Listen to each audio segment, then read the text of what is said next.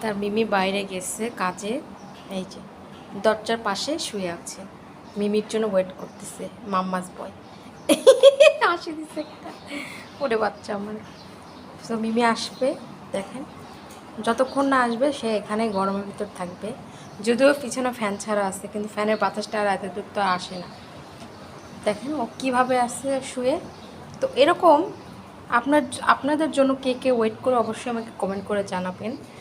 আমার আম্মুর জন্য তো এই যে তার ছেলে ওয়েট করে, তার আদরের ছোট ছেলে এরকম করে ওয়েট করে, তার মিমি বাইরে গেলে ব্যাস যখন আসবে তখন তারা লাফায় চিল্লায় বাড়ি মাথায় উঠাবে।